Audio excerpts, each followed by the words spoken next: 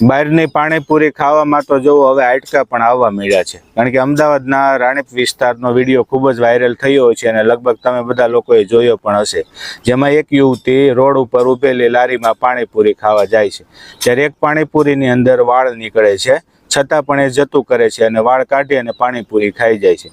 પછી છેલ્લી પાણીપુરીની અંદર હાડકા જેવું કંઈક મોઢામાં નીકળતા ચવાતા એમણે બહાર આવીને જોયું તો એમને લાગ્યું કે આ તો હાડકું છે। તો પછી પાણીપુરી વાળાને બતાવે કે ભાઈ આમાં હાડકું નીકળ્યું, ત્યારે પાણીપુરી વાળો સ્વીકારતો નથી કે એ તો લાકડું છે।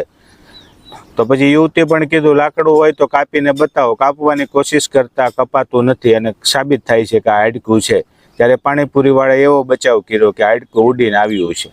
હવે હાડકું ક્યાં ઉડીને નથી આવતું, કારણ કે વજનદાર હોય છે। ત્યારે બહાર જે લોકો પાણીપુરી ખાતા પીતા હોય કે બહારનું ખાતા પીતા હોય એની ખાસ સાવધાન, કારણ કે એ કોઈ આપણા સગા સંબંધી છે નહીં કે તમને સારું વ્યવસ્થિત સાફ કરી અને ગાળી ચાળીને તમને ખવડાવતા હોય છે। માટે જ્યારે પણ તમે બહારનું ખાવાની કોશિશ કરો છો ત્યારે ખાસ એ કહેવાય ને ઓનેસ્ટ રિવ્યૂ લઈ અને પછી જમવા જજો, કારણ કે એ લોકોને એમના બિઝનેસ સાથે મતલબ હોય છે, તમારા આરોગ્ય સાથે ચેડા થાય તો એમને કોઈ લેવા દેવા નથી હોતા, કારણ કે એકબીજા સાથે હરીફાઈને લીધે એમને પ્રોડક્ટ સસ્તી કરવી પડે છે અને એના માટે ગમે તેવો સડેલો મસાલો પણ હોય છે।